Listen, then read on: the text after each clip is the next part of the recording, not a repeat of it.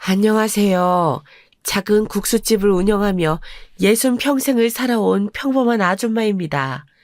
매일 아침 저녁으로 텔레비에서 틀어주는 드라마가 소소한 삶의 즐거움이었는데 요즘 사람들은 드라마만큼이나 라디오 사연을 즐겨 듣는다고 하여 드라마보다 더 드라마 같은 제 이야기를 들려드리고자 이렇게 펜을 들게 되었습니다. 저는 인천의 평범한 가정집에 이남 삼녀 중 장녀로 태어났습니다. 그 무렵의 가정이 대개 그렇듯이 저도 고등교육은 꿈도 꿔보지 못하고 어린 시절부터 어머니를 따라 자연스레 생업에 뛰어들게 되었지요. 저는 공장에 가서 힘들게 교대 근무를 하는 또래 친구들보단 사정이 많이 나은 편이었어요. 어머니께서 우동, 국수집을 하나 자그마하게 운영하셨었거든요. 교대 근무 대신 어머니를 도와 국수집 일을 할 수 있었어요. 제 기억 속 어머니의 국수집은 아주 포근한 곳이었어요. 아침 장사는 공치는 날도 많았어요. 그럼에도 어머니는 365일 아침 장사를 고집하셨어요. 그러면 어머니의 말이 맞다는 사실을 증명이라도 하듯이 회사원이든 가난한 학생이든 꼭 한 명씩 걸음을 멈추고 가게를 들여다보곤 했어요. 학생, 춥죠? 그러면 어머니는 어김없이 살가운 태도로 인사를 건네셨어요. 그러면 학생은 화들짝 놀라면서 뒷걸음질을 쳐 멀어졌죠. 어머니는 그런 사람들의 마음을 잘 헤아리는 분이셨어요. 모두가 가난한 시절이었거든요. 괜찮아요. 돈은 나중에 줘도 되니까 들어와서 한 그릇 먹고 가요. 처음에는 의심의 눈초리를 보내던 학생도 사연 있는 신입사원도 나중에는 슬며시 찾아와서 외상을 달고 갔어요. 그중에는 계속 달리는 외상값을 감당하지 못하고 도망가는 사람도 있었고 혹은 미안해서 찾지 못하는 사람도 있었지만 월급날이든 용돈을 받는 날이든 쌈짓돈을 구깃구깃 모아가지고 오는 사람이 더 많았어요. 특히 가난한 학생들이 어머니께 그렇게 잘했어요. 아침 장사만 하신 건 물론 아니었어요. 근처 공장단지에서 일하시는 분들을 위한 점심 장사, 퇴근길에 들러서 뜨끈한 우동에 소주 한잔하는 어른들을 위한 저녁 장사까지 열심히 쉬었죠. 특히 우동, 국수 반 그릇에 사람들이 먹다 남긴 깐 소주를 저렴하게 내주었는데 그게 대학생들에게 큰 인기가 있었어요. 덕분에 가게는 하루 종일 다양한 연령층의 사람들로 문전성시를 이루었죠. 덩달아 저까지 하루 종일 가게에 묶여 있어야 했고요. 음식점이라는 게 손님이 있을 때만 일이 있는 게 아니잖아요. 국수를 팔려면 고명이니 면이니 육수니 미리 다 준비를 해놓아야 하고 손님이 빠지면 그릇이니 수저니 컵이니 설거지를 해놓아야 했으니까요. 그래도 행복했어요. 그 시절에 다른 집보다 유복하다면 유복하게 지낼 수 있었고 저와 어머니가 고생한 만큼 동생들은 편하게 공부에 전념할 수 있었거든요. 게다가 춥고 배고플 때 따뜻한 국수를 조건 없이 내어주시는 저희 어머니를 은인으로 생각하는 학생들도 많아서 몸은 지치고 피곤해도 마음만은 늘 풍족했던 것 같네요. 그렇게 저희 온 가족을 먹여 살린 경혜국수는 그 뒤로도 오랜 시간 한 자리를 지켜왔어요. 제 나이 30에 어머니께 물려받아 바로 몇 년까지 운영을 해왔네요. 어머니께는 물론이고 저희 가족 모두에겐 이 국수집이 커다란 의미가 있었지만 제게는 더 남다른 의미가 있었어요. 저희 남편과도 국수집에서 처음 만났거든요. 저희 남편은 어머니의 오랜 단골이었어요. 대학생 시절부터 30이 넘어서까지 왔으니 적어도 10년은 꾸준했죠. 결혼한 지 몇 년 지난 어느 날 이렇게 털어놓더라고요.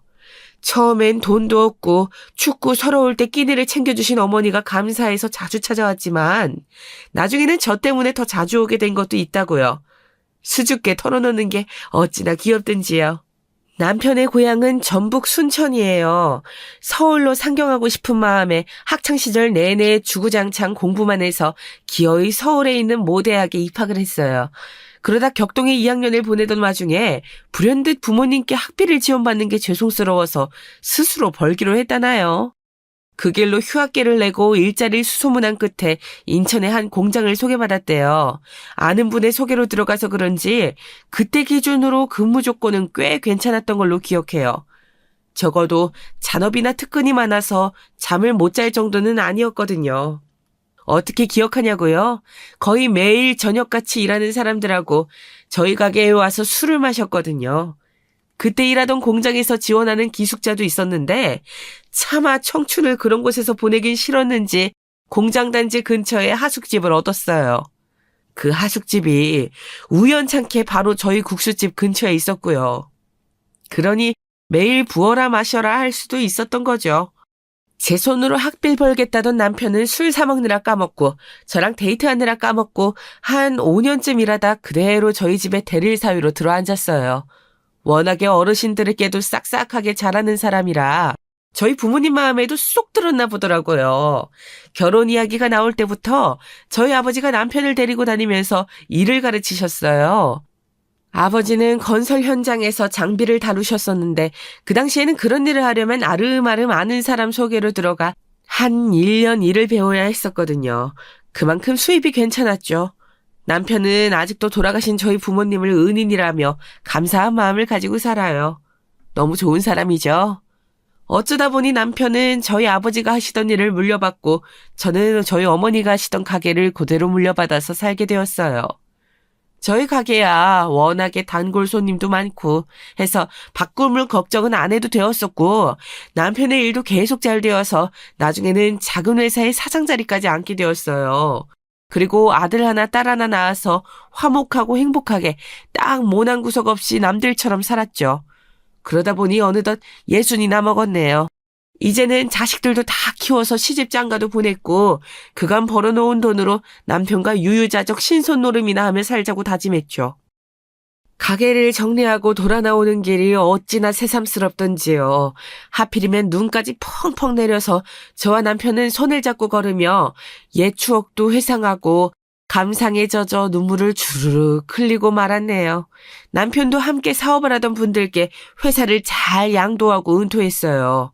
은퇴 후에는 둘이 집에서 소소하게 취미생활도 즐기고 주식 투자도 조금씩 하면서 그렇게 지내고 있답니다. 어린 시절부터 치열하게 살아온 덕분에 남들보다 조금 일찍 여유로운 은퇴 생활을 설계할 수 있었네요. 아들, 딸과도 사이가 좋은 편이고 며느리 사위도 살가워서 저희는 더할 나위 없이 행복한 일상을 보내고 있었네요. 어머, 어머님, 이 옷 너무 예쁘네요. 어디서 사신 거예요? 궁금해요. 저도 거기서 예쁜 옷 좀 사게요. 특히 며느리는 어찌나 제게 살갑게 굴며 애교를 떨어대든지 꼭 만내딸이 하나 더 생긴 것 같았답니다. 명절에는 물론이고 제 생일 심지어는 저희도 챙기지 않는 저희의 결혼기념일까지 전화해서 챙겨주곤 했어요. 그 모습이 어찌나 예쁜지 만날 때마다 아들 몰래 두둑하게 용돈을 챙겨주었네요. 살림을 꾸려나가다 보면 월급 외에도 남편 모르게 가지고 있어야 할 비상금이 꼭 필요하기 마련이거든요. 물론 며느라가가 돈을 못 버는 건 절대 아니었어요. 오히려 많이 번다고 봐야죠. 한의대를 졸업해서 첫 직장으로 꽤 괜찮은 한의원에 취업을 했거든요. 연차도 꽤 쌓였고요. 능력 있는 아이였어요.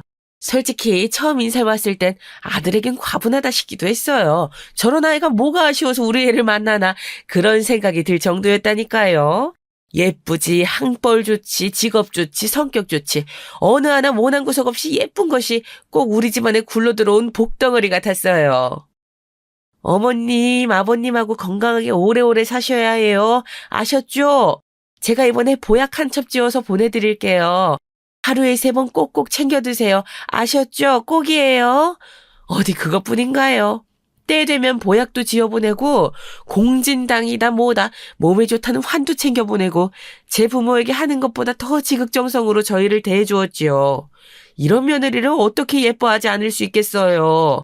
저희도 할 수 있는 한 최대한의 방법으로 며느리를 예뻐해 주었죠. 그러던 어느 날이었어요. 오랜만에 외출할 일이 생겨 나갔다가 우연찮게 며느리가 일하는 한의원 앞을 지나게 되었죠. 평소에 아들 녀석이 절대로 찾아가지 말라고 신신당부를 했어서 실제로 온 건 처음이었어요. 부담이 된다나 뭐라나. 그렇지만 저희를 그렇게 깍듯이 대하는 며느리가 제 깜짝 방문을 싫어할 것 같진 않더군요. 오래 있을 것도 아니고 그냥 얼굴 보고 시장에서 산 귤이나 전해주고 올 심산이었지요. 같이 일하는 사람들과 나눠 먹으라고요. 그렇게 계단을 올라 한의원에 들어서자 카운터에 앉아있던 직원들이 밝게 웃으며 인사를 건네더군요. 어서 오세요. 어디 진료 보러 오신 거예요? 저희 한의원은 처음이세요? 어찌나 살갑든지 기분이 다 좋아지더라고요. 며느리가 예쁘니 같이 일하는 사람들도 다 예뻐 보일 수밖에요. 저는 조심스럽게 다가가서 말했어요. 아우, 저기 김지 선생님 계신가요? 아, 김지희 선생님께 예약하신 거세요? 잠시만요, 확인해 드릴게요. 그리고는 컴퓨터를 들여다보면서 무언가 확인하더군요. 아마 예약 차트였을 거예요. 저는 직원이 헛수고하기 전에 정정해줘야겠다고 생각했죠. 해서 사실대로 말을 하려는데, 여긴 어쩐 일이세요? 날선 목소리가 들렸어요. 분명 너무나도 익숙한 며느리의 목소리였지만 그렇게 날선 목소리는 처음 들어보기 때문에 단번에 알아듣질 못했죠. 저는 벌컥 열린 문 쪽을 바라보았어요. 어디선가 찬바람이 쌩 하고 부는 것 같았죠. 나가세요. 일단 나가서 이야기해요. 빨리요. 너무 당황스러워서 머리가 멈춰버리더군요. 며느리는 저를 마치 잡상인, 아니 빚쟁이라도 되는 것처럼 쫓아내버렸어요. 당황해서 발걸음이 쉬 떨어지지 않는데도 제 팔을 거칠게 잡아 끌고 문 밖으로 나가더군요. 직원들 보기 창피하게 정말. 나지막히 말하는데 저는 제가 잘못 들은 줄 알았어요. 한마디도 못하고 며느리의 손에 개처럼 질질 끌려나갔죠. 문전박대를 당하고서 너무 서러운 마음에 며느리를 돌아보자 그곳에는 난생 처음 보는 얼굴의 며느리가 서 있었어요. 어머니, 제가 분명히 남편을 통해서 전달해드린 것 같은데요. 절대로 여기 오지 마시라고요. 못 들으셨어요? 아, 정말 여기 오시면 안 된다고요. 돌아가세요, 빨리요. 저 바쁘니까 멀리 못 나가요. 계단 막지 말고 얼른 내려가세요. 저 들어가 볼게요. 나중에 연락드릴게요. 자기 할 말만 우다다다 쏟아내고서는 휙 몸을 돌려 한의원 안으로 들어가 버리더군요. 저는 너무 당황스러운 나머지 부끄럽게도 눈시울이 붉어졌어요. 서럽더군요. 살면서 이렇게 서러운 일이 또 있었나 싶었어요. 맹세코 없을 거예요. 쿵쾅거리는 심장을 부여잡고 떨리는 손으로 겨우 난간을 잡아가며 계단을 내려왔네요. 2층에서 1층까지 내려오는데도 15분은 걸린 것 같아요. 다리가 풀려 주저앉지 않은 게 다행이었죠. 저는 일단 떨리는 몸을 이끌고 집으로 향했어요. 그대로 거리에 있다가는 정말 쓰러져 버릴 것 같았거든요. 겨우겨우 집에 도착한 저는 그대로 정신을 잃고 며칠 알아누웠어요. 남편이며 아들이며 제게 무슨 일이냐고 물었지만 저는 그냥 몸살이 걸렸나 보다 하면서 말을 돌렸죠. 죽 한 숟가락 떠먹고 자고 또 잠깐 깨서 물 한 모금 마시고 자고 그런 생활을 며칠이나 반복했어요. 며느리에게는 단 한 통의 연락도 오질 않더군요. 얼마나 그렇게 누워서 지냈을까요? 머리가 차갑게 식더군요. 제가 알던 며느린 대체 어디로 가버린 거죠? 정말 이상했어요. 제게 벌어진 이 상황을 납득할 수가 없었죠. 저는 며느리가 제게, 아니 저희 가족에게 숨기는 비밀이 있을 거라고 확신했어요. 그렇지 않고서야 이렇게 하루아침에 돌변할 수는 없는 거잖아요. 그날 이상한 태도를 보인 이후에 단 한 번도 연락이 없었으니까요. 뭘 숨기고 싶은 건지 그게 뭔지 알아내야 했죠. 저는 겨우 몸을 일으켜 냉장고를 향했어요. 남편이 사다 놓은 죽을 꺼내 가스레인지에 돌렸죠. 일단 몸을 움직이려면 든든히 먹고 기력부터 찾아야 하니까요. 죽을 싹싹 긁어먹은 저는 휴대폰을 찾았어요. 그리고 몇 군데 전화를 돌렸죠. 아, 안녕하세요. 잘 지내셨죠? 너무 오랜만에 연락드리는 것 같아요. 오, 이게 누구야? 오랜만입니다. 별일 없으시죠? 날이 쌀쌀해지니까 경위국수가 그립네요. 수화기 너머의 목소리는 반가운 기색이 가득했어요. 그도 그럴 것이 정말 오랜 단골분이었거든요. 제가 아직 10대일 때부터 오시던 분이었으니 그간 쌓인 내적 친밀감은 이루 말할 수가 없었죠. 다름이 아니라 부탁을 드리고 싶은 게 좀 있어서요. 이쪽으로 잘 아시는 분 계실 것 같아서. 저는 간단한 사정을 그분께 설명드렸어요. 요즘 며느리의 행동이 수상쩍다. 뭘 하고 다니는 건지 모르겠다. 뭐 그런 내용이요. 제 이야기를 가만히 듣고 계시다가 흔쾌히 이렇게 말씀하시더라고요. 그런 거라면 전문인 후배가 있죠. 형사 오래 하다가 은퇴하고 사무실 차린 녀석인데 그런 일이라면 기가 막히게 해요. 증거 수집이 주특기인지라 물론 법에 위배되지 않는 선에서요. 아주 합법적인 루트로 그 녀석에게 사장님 연락처 전달해 드릴게요. 직업이 직업이다 보니 척하면 척이었어요. 저는 곤란할 수도 있는 부탁을 이렇게 흔쾌히 받아주신 것에 대해 감사의 마음을 전했죠. 정말 감사해요. 곤란하던 차에 서장님이 딱 생각나지 뭐예요. 다음에 꼭 맛있는 식사 대접할게요. 저희 집에 한번 오세요. 아유, 그런 소리 말아요. 제가 한참 틀어박혀서 시험 공부할 때 어머님께서 얼마나 저를 잘 챙겨주셨는데요. 아시면서 그런다. 장차 큰일 할 사람이 어디 가서 굶고 다니지 말라고 주먹밥까지 싸다 주신 거 잊으셨어요? 비록 지금은 자기가 아무것도 아니라고 느낄지라도 큰 꿈을 품고 사는 만큼 당당하게 어깨 피고 다니라고 해주신 말씀이 제게 얼마나 큰 힘이 되었는데요. 그 은혜를 갚는 건데 감사는요. 그렇지만 식사 대접은 사양하지 않고 받겠습니다. 요즘 또 손맛이 그립거든요. 서장님이 너스레를 떨며 말씀하셨어요. 저는 그 말에 웃으며 인사를 건네고 전화를 끊었어요. 그러자 5분도 안 돼서 서장님의 후배라는 사람에게 전화가 오더라고요. 서장님이 특별히 잘 부탁한다고 신신당부를 하신 모양이에요. 둘 다 하도 어릴 때부터 알던 사이라 겉으로는 존댓말을 붙이지만 거의 친누나 다름없거든요. 그렇게 소개받은 분과 약속을 잡고 저는 골똘히 생각에 잠겼어요. 그때까지만 해도 제가 불쑥 일터에 찾아간 것을 무례하게 느껴서 기분이 상했을 수도 있었겠다라는 생각이 조금은 남아있었거든요. 이런저런 생각에 마음이 어지러운 사이 전화벨이 울렸어요. 휴대폰을 확인해보니 서장님께 소개받은 사장님 번호가 찍혀있더군요. 제가 움직이는 게 편치 않아서 이쪽으로 와주신다고 이야긴 들었는데 이렇게까지 빠르게 와주실 줄은 몰라서 조금 당황하며 전화를 받았네요. 네, 여보세요? 아, 사모님, 더 근처에 와 있습니다. 여기 길모퉁이에 카페 아시죠? 그쪽으로 나오시면 됩니다. 자세한 이야기 나와서 나누시죠. 아, 예, 그러지요. 금방 나가겠습니다. 이런저런 일을 하신다면서 본인을 소개해 주신 사장님께 저는 그간의 일을 설명드렸어요. 며느리의 이상한 행동이 혹시 저 때문일지도 모르겠다는 말을 조심스럽게 덧붙였죠. 그랬더니 딱 잘라 말씀하시더라고요. 아무리 갑작스러운 방문이었다고 해도 그런 식으로 행동이 변하는 건 말도 안 되는 일이라면서요.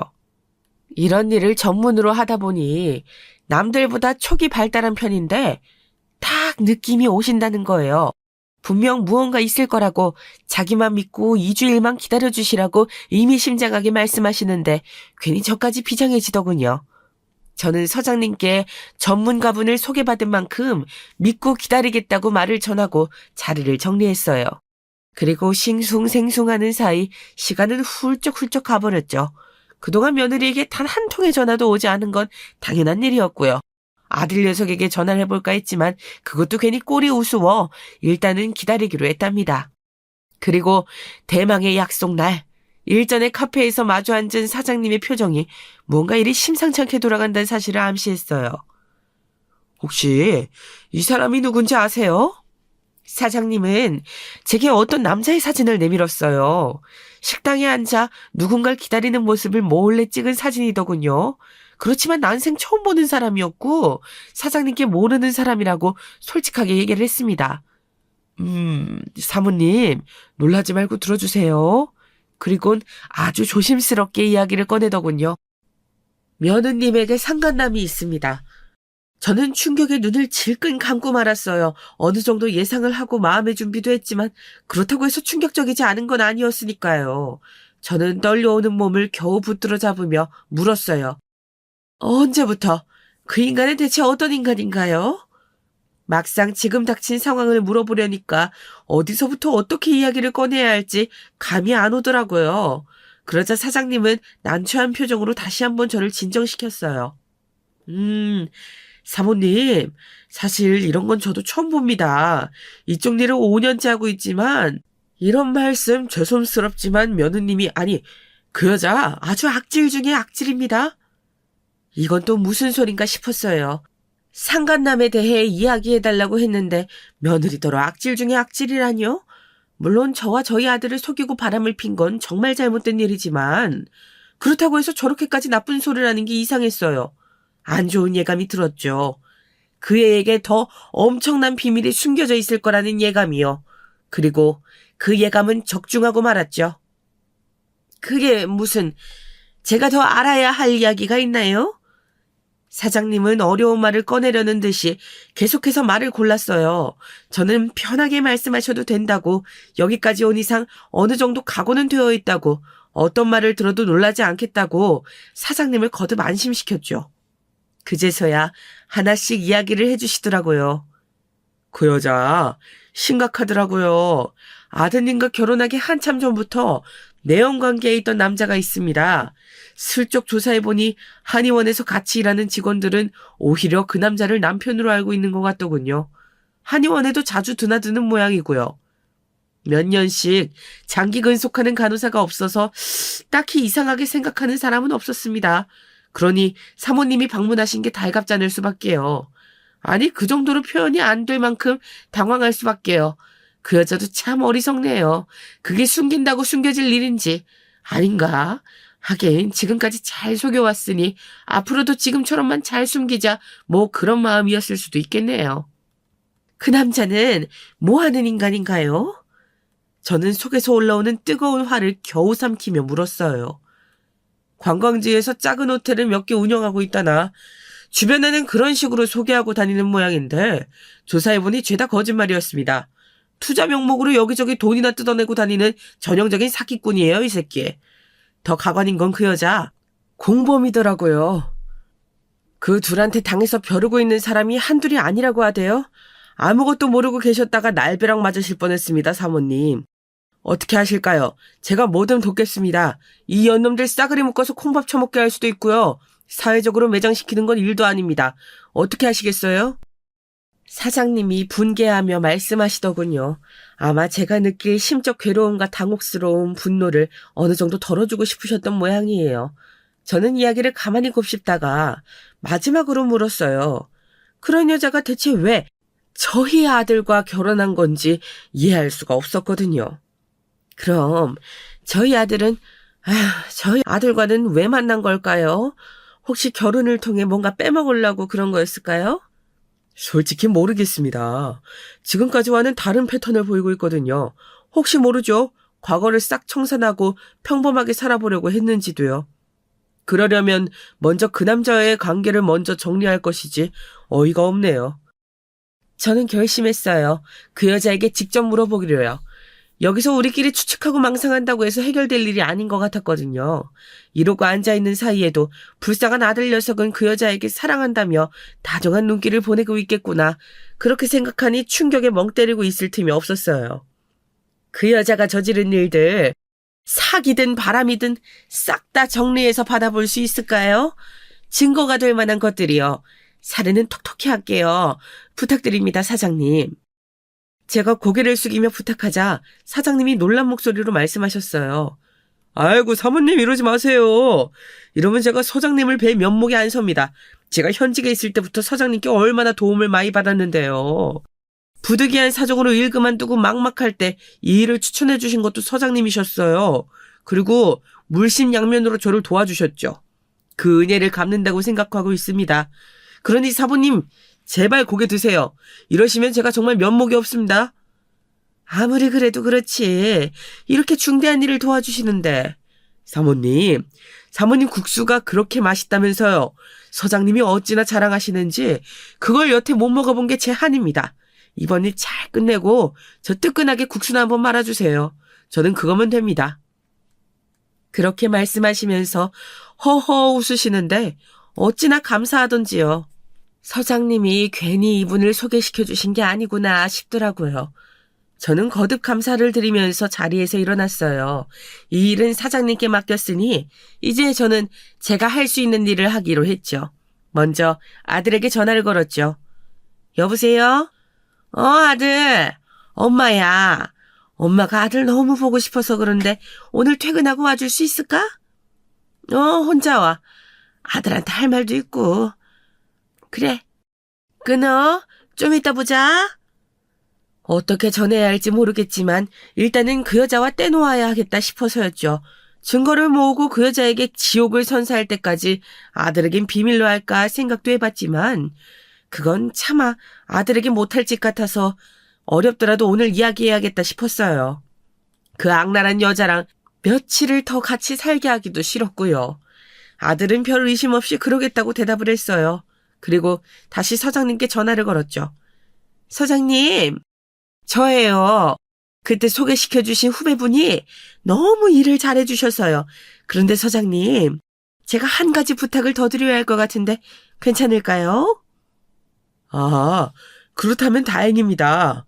안 그래도 그 녀석 고객과의 일은 철저하게 비밀 유지하는 친구라 어떻게 되어가고 있었는지 궁금했거든요. 부탁이야 언제든 환영입니다. 제가 뭘 도와드리면 될까요? 저는 제 이야기를 먼저 하지 않았다는 사장님의 배려에 감사드리며 서장님께 자초지종을 설명드리기 시작했어요. 듣는 내내 속이 턱턱 막혔지만 그럴 때마다 함께 분노해 주시는 서장님 덕분에 그나마 마음을 진정시킬 수 있었죠. 아니 그런 죽일 년놈들이 걱정하지 마세요. 제가 결탄코 콩밥 먹게 해드릴 테니까요. 일단 후배 녀석이랑 통화 좀 하겠습니다. 증거 수집 철저히 하라고 다시 한번 당부할게요. 걱정 팍 붙들어 놓으시고 제 연락만 기다리고 계세요. 예, 서장님. 감사해요. 감사하긴요. 그런 나쁜 년놈들 잡아 쳐넣는 게 제 일이지 않습니까? 소중한 제보에 감사드릴 따름이죠. 혹시 일이 진행되는 건 얼마나 걸릴까요? 저도 어떻게 행동해야 할지 마음을 좀 정리해야 해서요. 증거 수집이 얼마나 걸릴지 그게 관건일 것 같네요.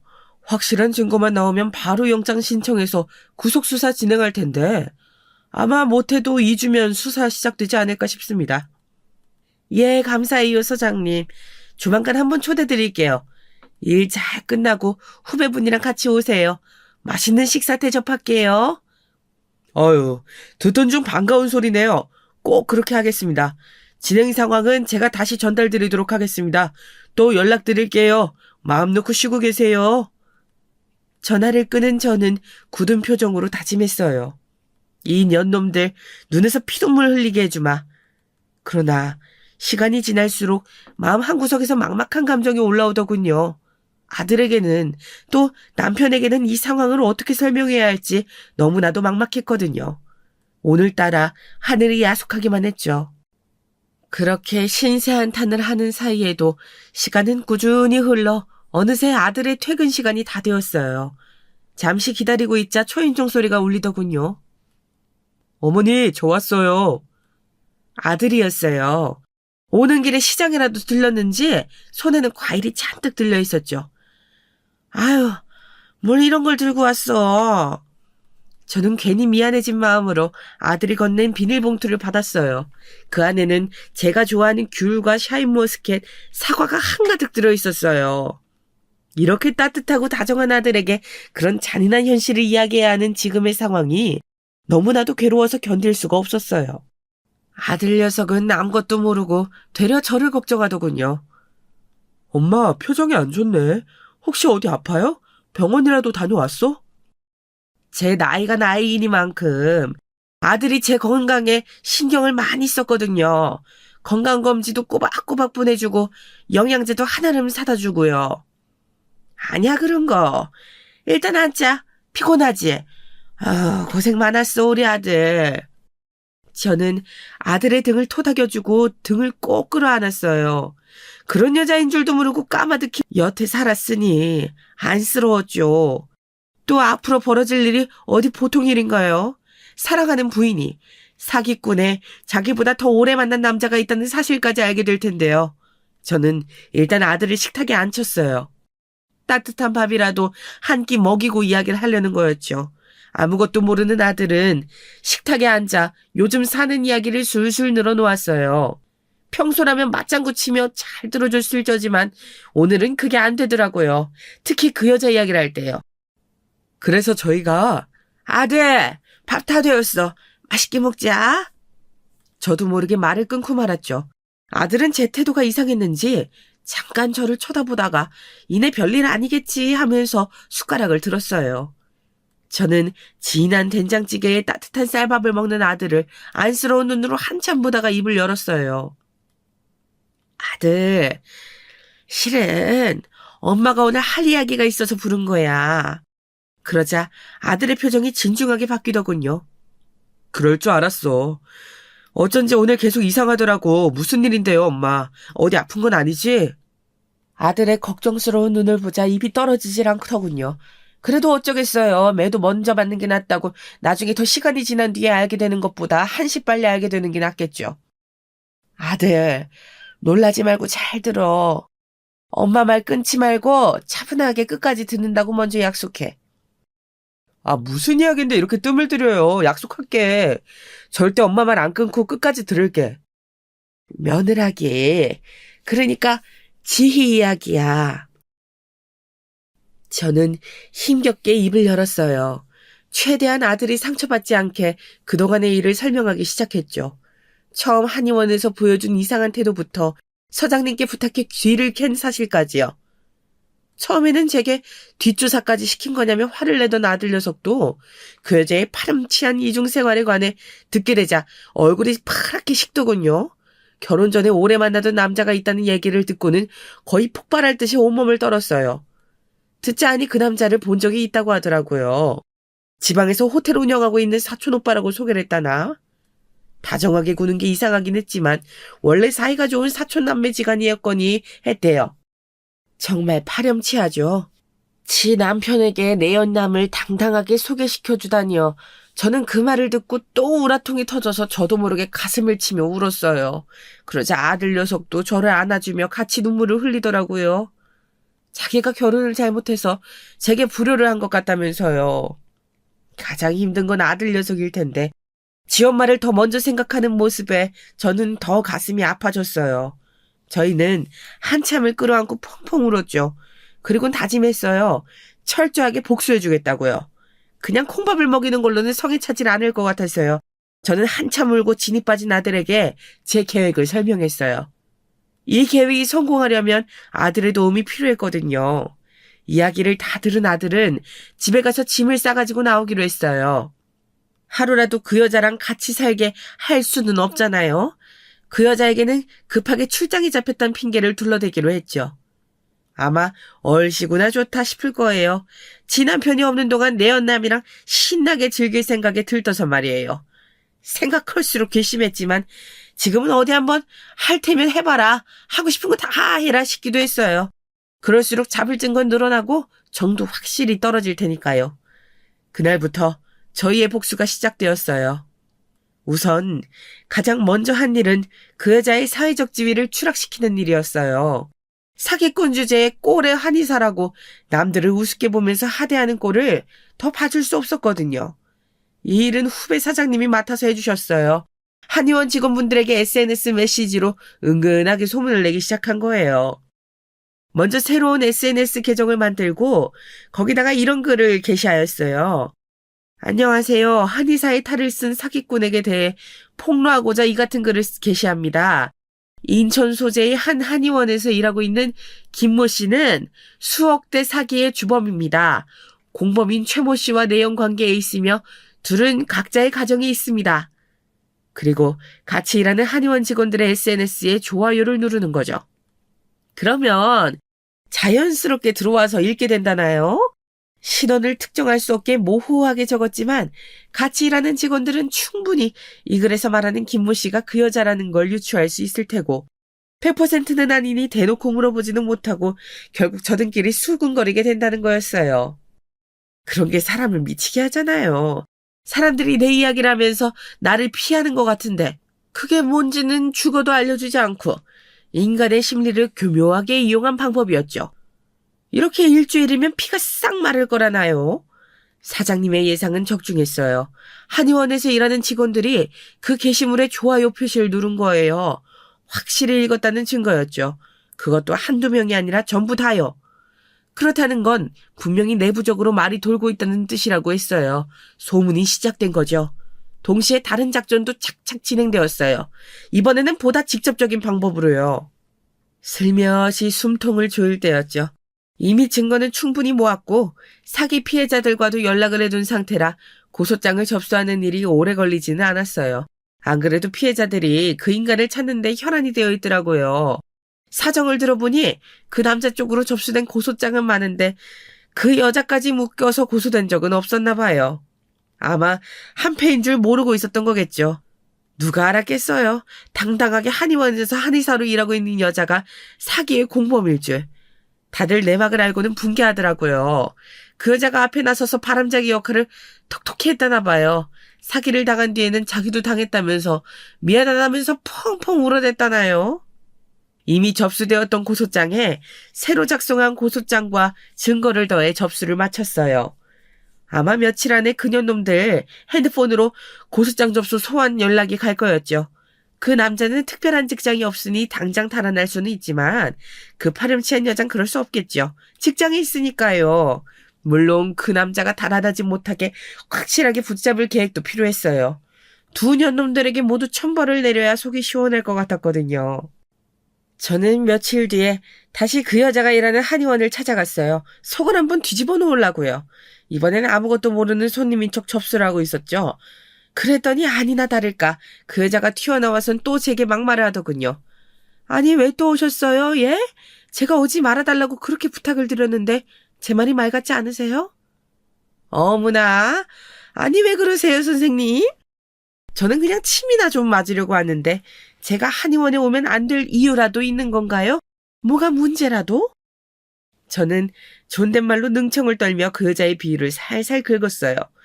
어떻게 행동하나 보자 그런 심정이었죠. 그러자 그 여자도 할 말이 없는지 더 따지고 들지는 못하고 제 손목을 확 낚아채 조용히 끌고 나가려고 하더군요. 됐고 잔말 말고 나오세요. 여기 말고 한의원 많잖아요. 왜 하필 여기 오셔서 이러시는 건데요. 제가 그렇게 부탁드렸잖아요. 제가 일하는 곳에 오지 말아달라고요. 이러시는 거 저 불편해요.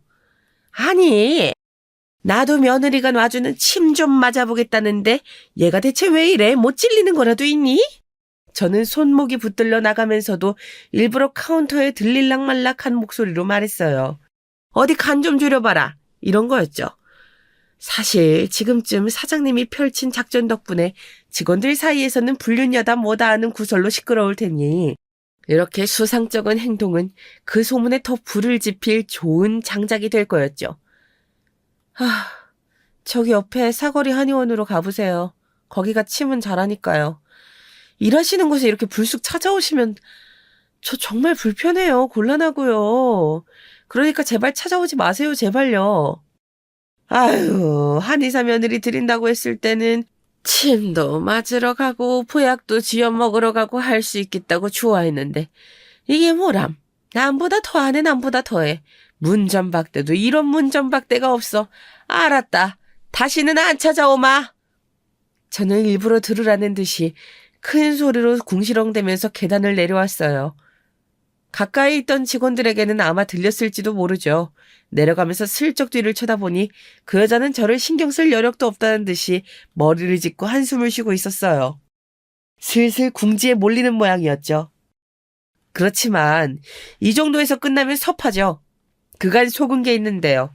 저는 더 큰 항방을 위해 또 다른 계획을 세웠어요. 화려한 피날레를 위한 계획을요. 일단 사장님과 면담을 진행했죠. 사장님, 그 년놈들이 같이 있을 때 급습하고 싶거든요. 기왕이면 그때 구속영장도 딱 들이밀면 좋겠고요. 어떻게 좋은 방법이 없을까요? 그건 서장님과 이야기를 해봐야 할 것 같긴 한데 지금 아드님은 출장한 걸로 위장했다고 했죠? 예, 지금 저희 집에서 지내고 있어요. 그러면 그 여자는 10중 8구 내연남을 집으로 끌어들일 겁니다. 밀회를 위해서요. 되게 바람치한 인간들은 그렇게 마련이거든요. 저희는 집 근처에서 망을 보다가 내연남을 집으로 끌어들인 순간 집으로 급습하면 될 것 같습니다. 집 비밀번호도 알겠다. 가장 확실하게 현장을 잡을 수 있는 방법이죠. 다만 아드님께는 좀 잔인한 일이 될 겁니다. 저도 그 점이 마음에 걸렸어요. 그렇지만 그보다 더 확실한 방법은 없을 것 같았죠. 그 둘을 한꺼번에 잡아들이지 못하면 분명 꽁문이 빠지게 도망칠 테니까요. 사장님께 아들 녀석은 제가 어떻게든 설득할 테니 그대로 일을 진행하는 걸로 하자고 말씀을 드렸죠. 서장님께는 제가 잘 말씀드려보겠습니다. 그 년놈들이 집에 들어간 순간 바로 출동할 수 있게끔요. 이미 고소장도 접수되었고 구속수사 지시 떨어졌으니 2인조 사기꾼 팀을 체포한다는 명목이면 타이밍 맞춰서 형사 한두 명은 무리 없이 투입할 수 있을 겁니다. 저는 거듭 감사 인사를 전하고 집으로 돌아왔어요. 아들에게 허락을 구하기 위해서였죠. 아무래도 아들 녀석의 집에 그 남자를 끌어들일 덫을 놓은 거나 다름없으니까요. 이제 와서 뭘 걱정하고 그러세요. 저는 그 두 년놈들 잡아 족칠 수만 있으면 무슨 짓이든 하죠, 엄마. 그렇게 하자고 해요. 내가 그 꼴을 두 눈으로 확인해야겠으니까. 대신 사장님한테 망은 제가 보겠다고 해주세요. 이건 내가 해야 될 일이야. 다른 사람한테 맡길 수는 없어요. 끝맺음은 내가 확실하게 해야죠. 우려와는 다르게 아들 녀석은 흔쾌히 그러자고 했대요. 오히려 자기가 나서서 망을 보겠노라고 주먹을 부들부들 떨며 호언장담까지 하더군요. 속에서 우라통이 터지는데 마땅히 분출할 곳을 찾지 못한 게 한이 되는 모양이었어요. 복수할 수 있는 구석을 찾고 있었겠죠. 저는 아들의 뜻을 존중해 그리하라고 했고 사장님은 조금 우려되긴 하지만 저희의 뜻이 가장 중요하기 때문에 존중한다고 해주셨죠. 그리하여 아들의 잠복 작전이 시작되었어요. 아들 녀석은 퇴근 시간마다 렌트한 차를 집 근처에 주차시켜놓고 그 여자를 기다렸어요. 수상한 행적을 보일 때까지요. 처음 며칠은 아예 집도 들어오질 않았더군요. 이미 정이 떨어질 대로 떨어진 아들 녀석이었지만 그래도 상처가 크긴 했나 봐요. 힘들어하는 모습을 옆에서 보기 괴로웠지만 그래도 어쩌겠어요. 이미 돌이킬 수 없어진걸요. 저는 힘들면 지금이라도 사람을 시키면 된다고 네가 꼭 그럴 필요 없다고 이야기했지만 아들 녀석은 끝내 뜻을 굽히지 않더군요. 자기가 직접 현장을 확인해야겠다면서요. 그렇게 잠복한 지 4일째 마침내 불륜의 꼬리를 잡을 수 있었죠. 그 년놈들이 다정하게 팔짱을 끼고 아들의 집으로 들어간 거예요.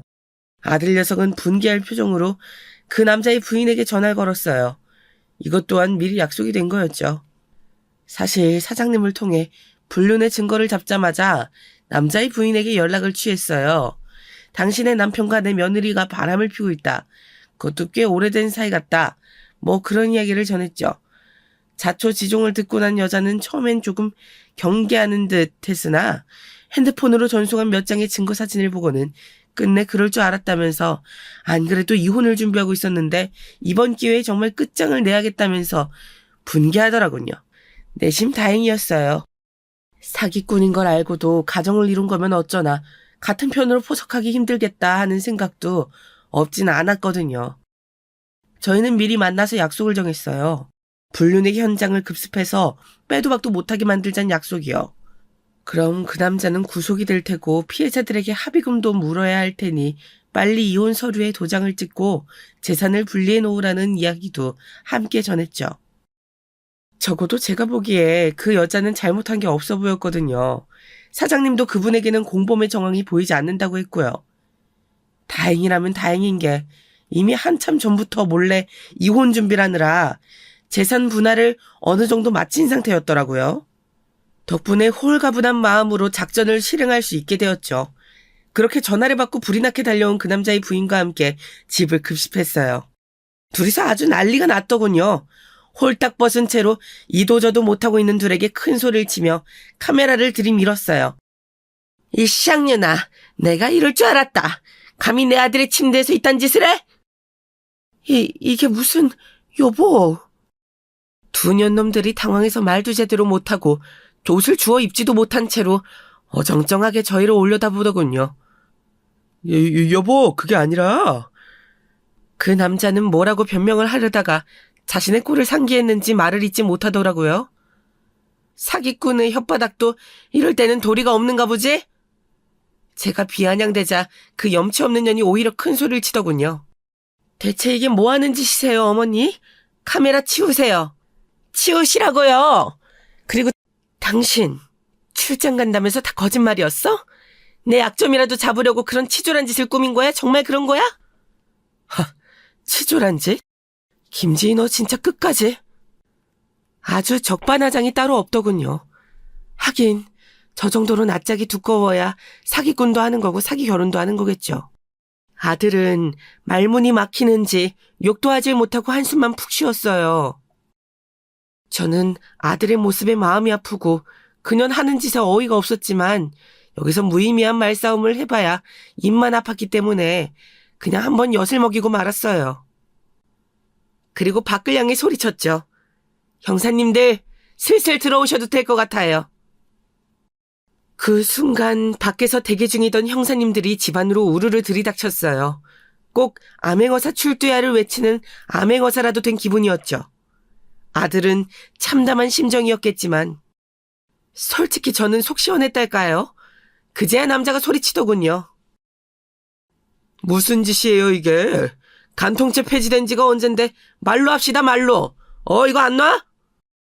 마지막 발악이라도 하려는지 그런 되도 않는 소리를 짓거리더군요. 아니 설령 간통죄가 성립되지 않는다고 해도 저렇게 당당하고 뻔뻔할 수 있다니 놀랍더군요. 하긴 그렇게 뻔뻔하니까 이런 짓도 당당히 할 수 있는 거겠죠. 그때 형사님이 입을 여셨어요. 김지희 씨, 최경일 씨 두 분을 사기 및 횡령 혐의로 긴급 체포합니다. 묵비권을 행사할 수 있으며 지금부터 한 발언은 법정에서 불리하게 사용될 수 있습니다. 변호인을 선임할 수 있으며 질문을 받을 때 변호인에게 대신 발언하게 할 수 있습니다. 아시겠죠? 변호인을 선임할 수 없는 경우에는 국선 변호인이 선임될 거고요. 이해하셨죠? 그러자 옆에서 망연자실 앉아있던 그 여자가 화들짝 놀라더군요. 저도요? 네.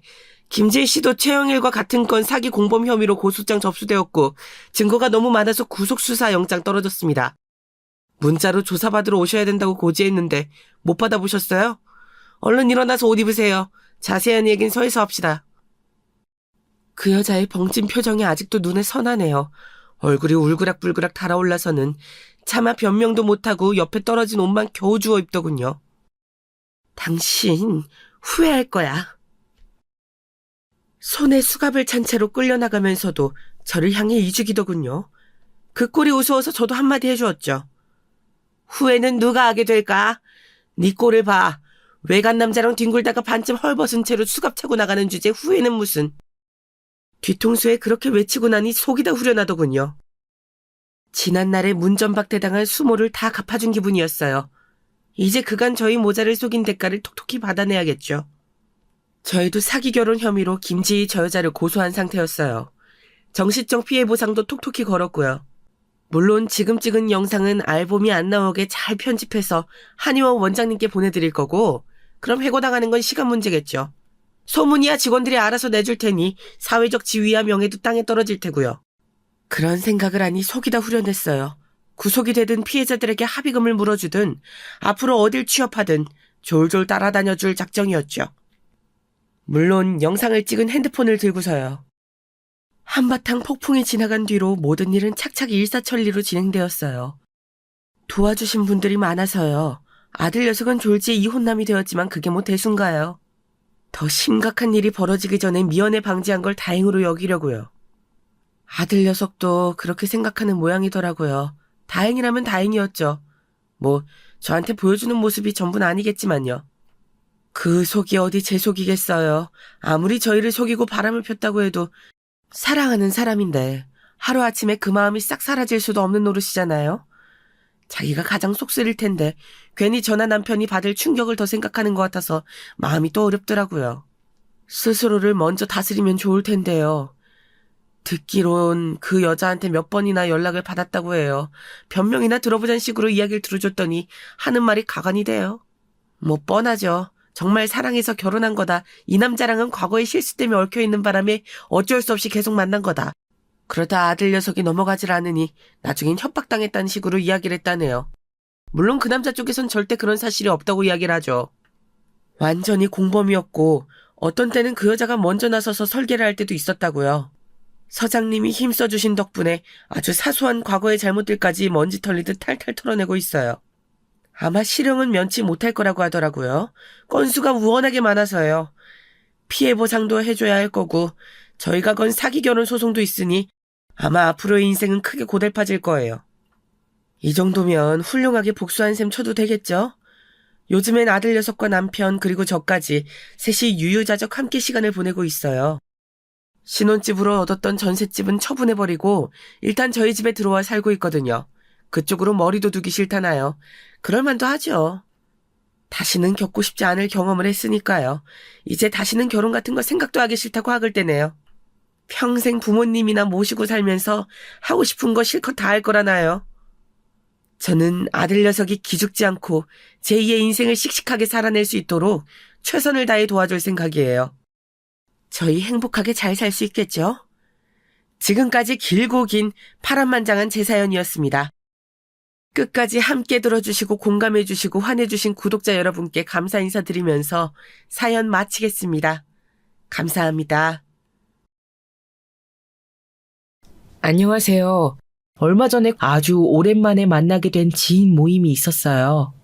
이런저런 사는 이야기들을 주고받았는데 제 옆에 앉아있던 이가 문득 이런 말을 하더라고요. 자기는 제일 싫어하는 말이 네 원수를 사랑하라. 이거래요. 그러자 그 자리에 있던 이들 중 딱 절반이 동조했고 나머지 절반은 동조하지 않았습니다. 한참 다른 이들의 의견만 듣고 있던 제가 이렇게 말했습니다. 착한 마음을 가지고 사는 거 물론 좋지.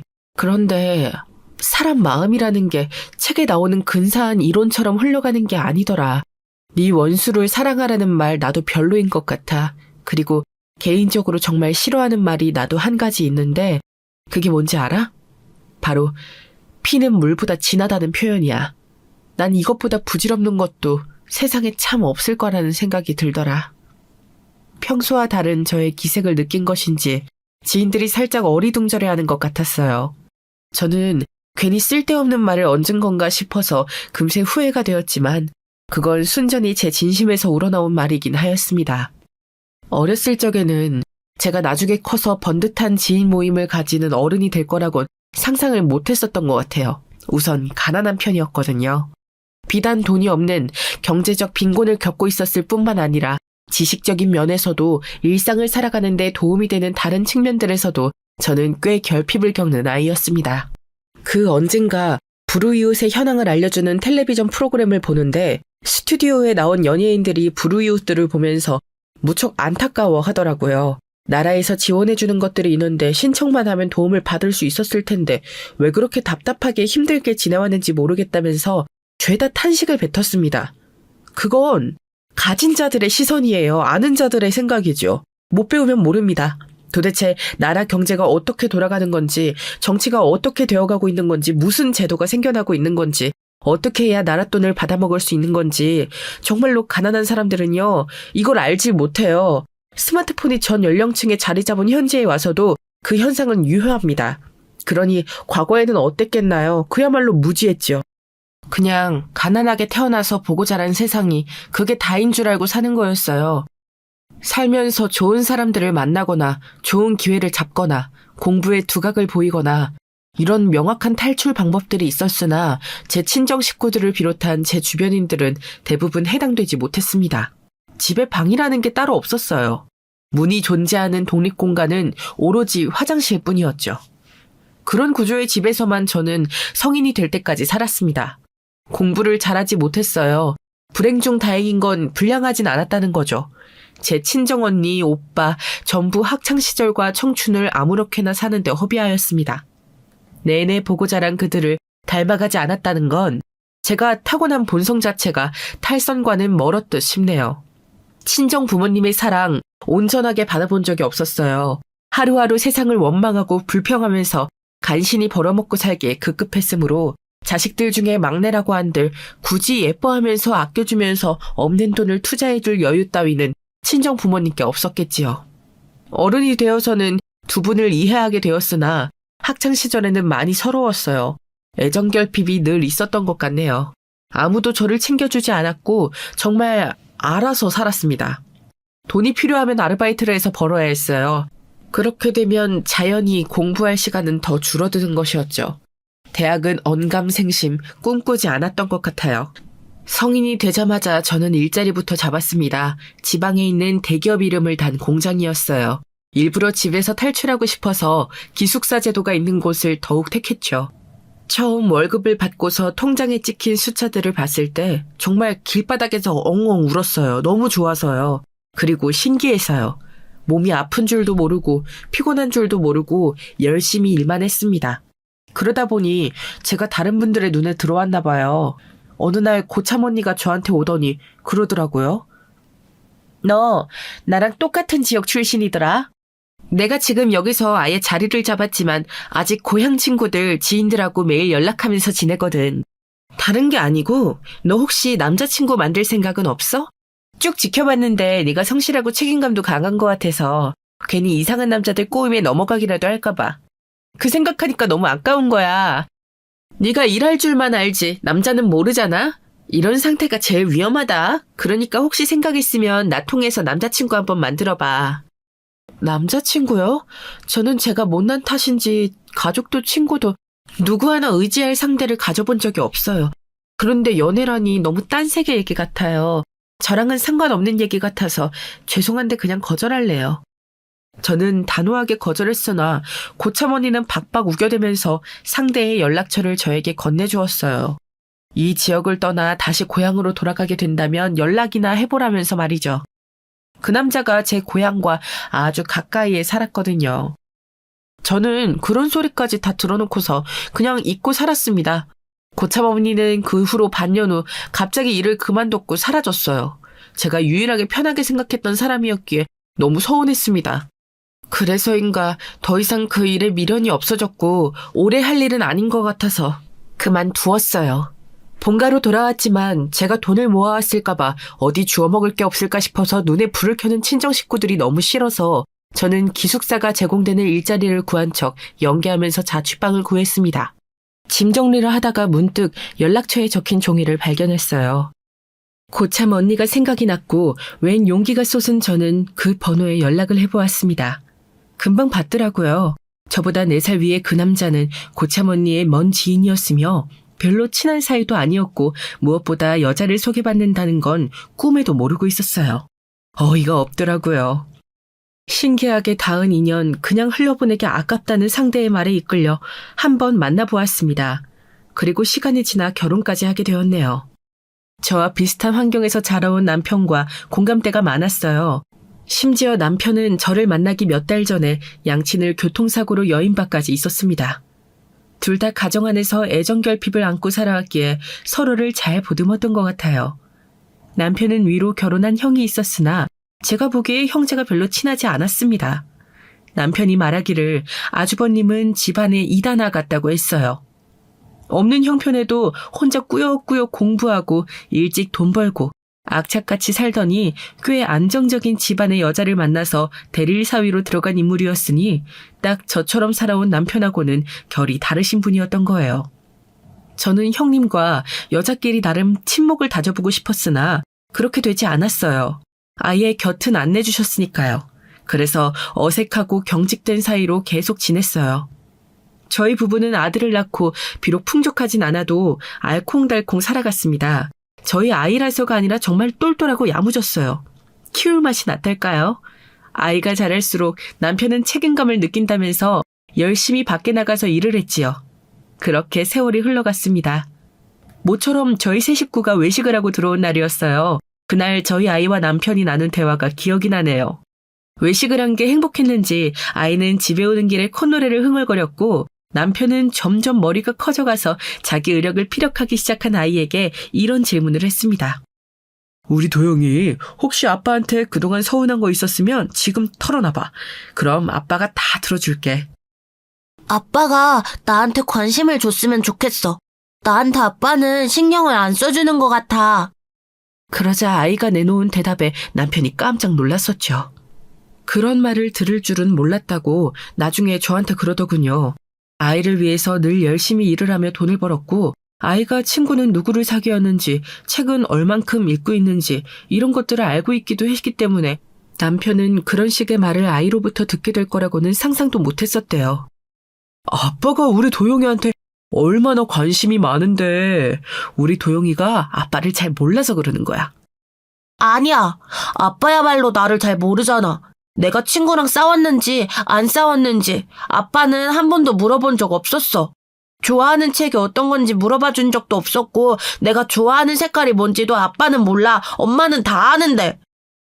그 소리를 듣고 남편은 깨달음이 왔었다네요. 어른의 시각과 아이의 시각이 다르단 걸 그때 알았고 아들하고 더 친하게 지내야겠다는 생각이 들었대요. 사실 저도 내심 놀라고 있었어요. 왜냐하면 제가 어렸을 적에 하던 생각을 제 아이가 똑같이 하고 있었기 때문입니다. 제발 가족들의 애정을, 그 관심이라는 것을 단 한순간만이라도 독차지하고 싶어서 아등바등하며 일부러 사고를 쳤던 적도 있었어요. 그런 저의 기질을 혹시 아이가 물려받은 것일까봐 속으로 남몰래 심장이 철렁했었네요. 그날 남편은 아이와 둘이서 많은 대화를 나누며 밤까지 즐겁게 놀았고 저는 그 모습을 보며 앞으로 더욱 좋은 엄마가 되어줘야겠다고 다짐했어요. 이 소중한 가정을 제가 잘 가꾸고 지켜나가고 싶다는 바람이 피어올랐죠. 하지만 정말 하늘도 무심하셨습니다. 바로 그 다음 날이었어요. 아이가 처음 팔이 아프다고 했던 게 말이죠. 그 전날이 행복한 외식 날이었기 때문에 제가 공교롭게도 시기를 정확히 기억에 남길 수 있게 되었던 것입니다. 팔이 아프다고는 하는데 정확히 어느 지점이 그런지 왜 그런지 심지어는 어느 정도로 아픈지도 아이는 묘사하지 못했어요. 그래? 도영아, 많이 아픈 거면 엄마하고 내일 병원 갈까? 아니야, 괜찮아. 팔이 좀 아프기는 한데 많이 아파서 못 참을 정도는 아니야. 아이고, 우리 기특한 아들. 괜히 엄마 아빠 생각한다고 아픈데도 안 아픈 척하는 건 아니지? 그러면 절대 안 돼. 병원에 가야 할 것 같으면 바로 엄마한테 말하기야. 알았지? 약속하자. 아이는 씩씩하게 굴었고 저와 새끼손가락을 걸며 약속까지 하였습니다. 그리고 2달이 지났어요. 아이는 여전히 이따금씩 왠지 모를 통증을 느끼고 있었습니다. 결국 병원에 데려갔지만 이렇다 한 진단명을 받진 못했고 진통소염제 같은 것만 자잘하게 처방을 받았어요. 시간이 좀 흐르자 나중에는 혹시 정신적인 문제가 아닐까 하는 가정마저 대두되었죠. 한창 자랄 시기에 부모를 비롯한 사람들에게 관심을 받고 싶어하는 욕구가 강해서 꾀병으로 발현된다는 것이었습니다. 어느 한 내과에서 그런 소견을 받고 났을 때 저와 남편은 믿지 않았어요. 그러나 가슴 한켠에는 저희 둘 다 집에서 더 사랑받고 싶었던 아이였던 과거를 보유하고 있기에 이런 점을 유전으로 물려준 것일까 봐서 걱정하는 마음이 깃들어 있었습니다. 그래서였을까요? 조금 더 지켜보기로 했어요.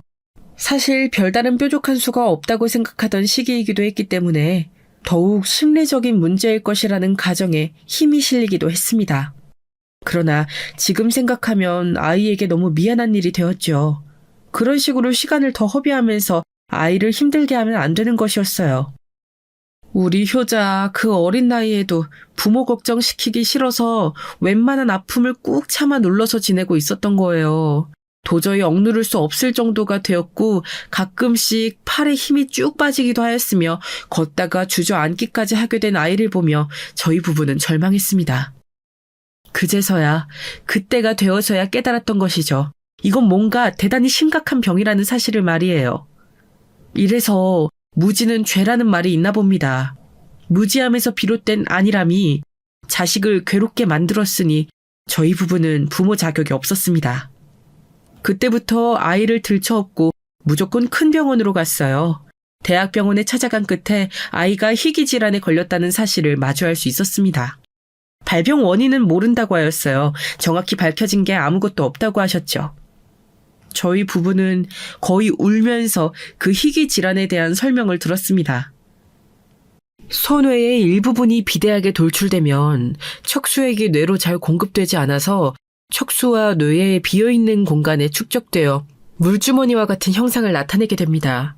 또 돌출된 손의 일부분이 비대해져 두개골 아래쪽 바깥으로 뇌가 자라게 되는 경우에도 이렇게 증상이 나타날 수 있고요. 태어나자마자 증상이 제대로 발견되는데 간혹 정상으로 보이다가 후에 발견되는 환자도 있습니다.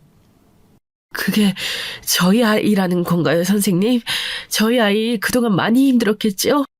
저는 그런 줄도 모르고 어처구니 없는 추측까지 해가면서 아이를 힘들게 두었어요. 저는 엄마 자격도 없습니다. 제가 아이에게 속죄할 수 있도록 제발 저희 아이 좀 살려주세요. 치료할 수 있는 병 맞죠? 대표적인 증상은 각종 신체 부위의 통증, 피로, 시력 상실과 성대마비, 그리고 몸의 말초 부분이 저린 증상이 있습니다. 간혹 다리 근육 역할을 보이기도 하고요. 심한 경우에는 너무 갑작스러운 동작이나 혈압이 상승할 경우 뇌에 압력이 가해져 사망에 이를 수 있어요. 다행인 점은 수술을 통해 정상적으로 살 수 있다는 겁니다. 그러니 너무 낙심하지 마세요. 감사합니다, 선생님. 정말로 감사합니다. 저희는 아이만 살릴 수 있다면 정말 뭐든 다 내놓을 수 있어요. 수술말 잘해주세요. 제가 말하는 동안 옆에서 남편은 눈물을 훔치며 연신 고개를 끄덕이고 있었지요. 낫기만 한다면, 살 수만 있다면 뭐가 문제이겠나요? 아이가 저희 곁을 영영 떠날 수도 있다는 생각이 잠시 들었을 때는 그야말로 죽고 싶었으나 수술을 하면 된다는 이야기를 듣고 나니 세상이 아름다워 보였습니다. 아이에게 말해주었어요. 걱정 말라고요. 아빠, 엄마만 믿으라고요. 그리고 나서 저희 부부는 현실을 마주해야 했습니다. 네, 돈이 문제였어요. 은행 대출 빚이 있는 상태였기에 추가로 대출을 받는다는 건 무조건 1금융권 밑으로 내려가야 하는 것이었습니다.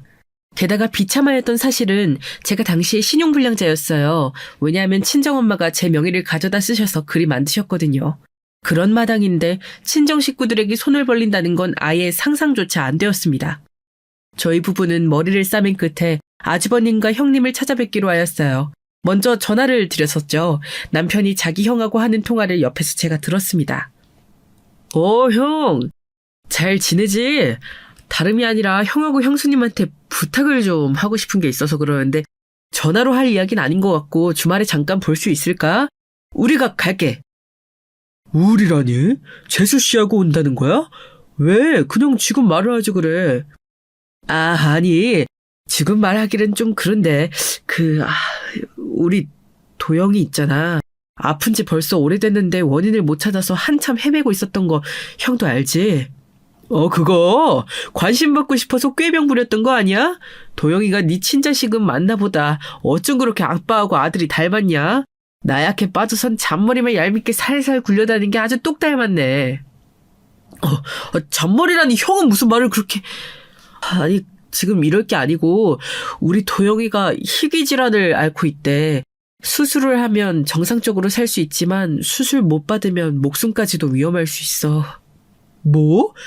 희귀 질환? 어쩌다가 어린애가 그런 걸 앓게 된 거야. 그래서 뭐 하자는 건데? 설마 수술비 마련하려고 연락한 건 아니겠지? 형, 이게 수술비가 생각보다 너무 막대하다. 그런데 지금 나도 그렇고 도영 엄마도 그렇고 신용카드 할부조차 쓸 수 없는 상황이야. 수술비 대달라고 안 해. 다 빌려달라고도 안 해. 그냥 형이 지금 형편이 되는 만큼 조금이라도 빌려줄 수 있을까? 우리가 정말 되는 대로 다달이 바로 갚을 수 있어. 참나, 기가 막혀도 이렇게 막힐 수가 있나. 하나뿐인 자기 자식이 희귀질환에 걸려서 수술을 해야만 살 수 있는 상황인데 돈 한 푼이 없어서 이러고 있는 네 꼴을 봐라.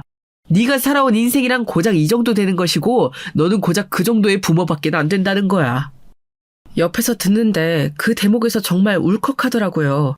감정이 올라오는 게 아니라 진짜 피가 솟구치는 느낌이었어요. 사이코패스 아닌가 싶었습니다. 자식 수술비를 마련하려고 발버둥 치는 사람을 향해서 그게 어디 할 소린가요? 게다가 자기 친동생이고 아픈 아이는 자기 친조카인데도요. 제가 분노와 서름에 찰 눈물을 흘리며 전화기를 낚아채려고 했는데 남편이 말려서 차마 그러지 못했습니다. 최대한 좋게 참으면서 아주버님을 어떻게든 회유를 하면서 통화를 마무리하더라고요. 저는 그런 남편이 순간적으로 원망스러웠지만 전화기를 내려놓은 남편의 처절한 표정을 보고 제가 잘못 생각했음을, 제가 오히려 잠시 어리석었음을 인정하였습니다. 아픈 자식 앞에서 그깟 자존심이고 체면이고 다 무슨 상관인가요? 남편이 옳은 것이었죠. 지금 붙잡을 수 있는 동아줄이라곤 아주버님과 형님밖에 없는 실정이었는데 더럽고 치사해도 비위를 맞추면서 수술비를 마련하는 게 정답이었습니다. 그게 저희 부부가 해야 할 일이었어요. 아주버님께서는 마지못해 말씀해 주신다는 듯이 고민 좀 해보고 답을 주신다고 하였지만 그 다음 날이 되어도 연락은 오지 않았습니다. 전화를 하자 아예 안 받으시더라고요. 그때 심정이 정말 하늘이 무너지는 것 같았네요. 주말이었기에 남편하고 저는 각오를 다진 채로 두 분을 찾아갔습니다. 으리으리하지는 않아도 고즈넉하고 기품이 넘치는 아담한 단독주택이었죠. 그 앞에 당도한 것만으로도 약간은 기가 죽는 기분이 들었으나 아이 생각을 하면서 용기를 내어 안으로 가보았습니다. 그러자 앞마당에서 꽃을 다듬고 계시던 형님이 보였어요. 꽃 줄기를 가위로 자르시다 말고 저희 부부를 발견하시고는 즉각 헛웃음을 터뜨리셨습니다. 쓰고 계시던 챙이 넓은 모자를 휙 벗어던지시더니 딱 이렇게 말씀하셨어요. 야, 웬 거지 새끼들이 염치도 모르고 끝내 동략을 하러 왔네. 뇌에서 그 말이 인지가 되는 것보다도 주먹이 쥐어지는 게 더 빨랐던 것 같습니다. 단전에서부터 분노가 끓어올랐죠. 그것은 남편도 마찬가지였는지 옆을 슬쩍 보니까 아랫입술을 꼭 깨물고 있더군요. 저는 심호흡을 크게 한번 하고 남편을 향해 내가 나서겠다는 눈빛을 전달한 뒤 형님에게 혼자 가까이 갔습니다. 형님, 그렇게 말씀하시면 서운합니다. 아주버님을 통해 다 들으셨지요. 생판 남을 도와달라고 저희가 이러는 게 아니잖아요. 저희 도영이 아주버님의 하나뿐인 친조카이고요. 형님의 하나뿐인 시조카 되는 아이예요. 수술만 하면 정상적으로 살 수 있다는데 이걸 외면하실 건 아니시죠? 염치 없이 부탁드리는 건 정말 죄송합니다. 하지만 지금 이럴 수밖에 없는 저희 심정도 좀 헤아려 주세요. 무조건 최우선으로 빌려주시는 돈을 갚겠습니다. 허리띠 졸라매고 살더라도 그 돈부터 갚을게요. 은혜 잊지 않을 겁니다. 떡 줄 사람은 생각도 안 하고 있는데 받아먹을 궁리는 엄청나게 하고 있네. 자꾸 조카라는 사실을 앞세워서 어떻게 해볼 생각 좀 하지 마. 우리 마음 약한 애들 아빠가 괜히 흔들리려고 하잖아. 그래서 내가 따끔하게 정신 차리도록 해줬지. 한심하게 살아온 천치들은 이런 순간에 우리의 도움을 받을 자격이 없다고 내가 그렇게 말해줬어. 그랬더니 정신을 차리더라고. 형님, 제발 부탁드려요. 어떤 계산이나 감정을 앞세울 일이 아니잖아요. 아이 목숨이 달려있는 일이잖아요. 이렇게 무릎 꿇고 부탁드립니다. 조금이라도 도와주세요. 평생 은혜 잊지 않고 살게요. 돈을 갚아드리는 것 이상으로 보답하며 살도록 할게요. 그러니 제발 도와주세요. 그러실 형편 충분히 되시잖아요. 이것 봐라, 이것 봐. 내가 이럴 줄 알았어. 형편이 되니까 빌려줘야 한다는 논리. 내가 우리 동서라면 그런 생각을 가지고 있을 줄 알았어. 그런데 말이야, 내가 왜 그래야 하는데? 형편이 된다고 해서 내가 왜 꼭 도와줘야 하는데? 다 큰 어른들이고 책임질 수 있다고 생각해서 애를 낳았으면 죽이 되든 밥이 되든 본인들이 해결을 봐야 하는 거 아니야? 하나부터 열까지 잘난 것 하나 없고 멍청하고 무지하고 자식에게 물려준 재산이라곤 억척스러움밖에 없을 것 같으면 애를 낳아서 키우지를 말았어야지. 감정에 호소하면서 구질구질하게 굴지 마. 나는 있지, 두 사람을 안 도와주는 게 바로 두 사람을 도와주는 거라고 생각해. 그래야 정신 차리고 똑바로 산다니까. 지금 만약에 내가 두 사람을 도와주잖아. 그러면 앞으로도 두 사람은 무슨 위기가 닥칠 때마다 무릎 한번 꿇고 말지 뭐 라고 생각하면서 살 거야. 딱 그 정도 수준들이니까. 말문이 턱 막혔습니다. 정원 바닥에 꿇은 무릎보다도 가슴이 말도 못하게 아팠습니다. 제가 무슨 표정을 짓고 있었는지, 그때 무슨 생각을 더 하고 있었는지 모르겠어요. 남편이 다가와서 저를 일으키려고 애를 썼는데 제가 마치 온몸에 힘이 빠진 사람 마냥 일어서지를 못하고 그저 멍하게 그대로 있었다는 사실만 명확하게 남아있습니다. 형님께서는 그런 저희 부부를 향해 이만 꺼지라며 눈살을 찌푸리고 계셨어요. 그 표정을 보고 나서야 저는 남편의 부축을 받으며 힘겹게 몸을 일으켰습니다. 바로 그때 집안에서 누군가 나왔어요. 다름 아닌 아주버님이셨지요. 제 옆에서 남편이 어딘가 반갑다는 목소리로 외쳤습니다. 형, 역시 집에 있었구나. 우리 왔어. 형수님께 부탁을 드려보고 있었는데 지금 얘기가 잘 안 되어서. 형, 근데 형이라면 우리한테 기회를 줄 거지? 안에서 지켜보고 있었는데 왜 이렇게 끈질기게 안 가나 싶어서 나와본 거야. 이만들하고 제발 그냥 좀 가. 형, 아무리 그래도 우리는 형제잖아. 어떻게 이렇게까지 매정할 수가 있어. 형은 우리 도영이가 정말 이대로 잘못된다고 해도 아무렇지 않은 거야? 사람이 어떻게 친가족한테 이렇게까지 냉정해질 수 있어. 형이 이 정도의 사람이었구나. 진짜로 매정하고 냉정한 건 바로 우리 부모님이야. 아버지하고 어머니라고. 나는 늘 뭐든 알아서 잘 해내고 기대에 부응해드려야 하는 장남이었지만 너는 아무것도 하지 않아도 되었지. 나는 늘 엄한 부모님의 모습만 보면서 지독한 압박감 속에서 살았지만 너는 그런 것 따윈 몰랐잖아. 지금 그런 얘기가 왜 나와? 그리고 나야말로 집에서 늘 외롭고 힘들었어. 아무도 없는 집에서 혼자 밥 먹고 시간 보내고 내가 얼마나 외로웠는데. 형은 어떻게 형 생각만 해? 그래!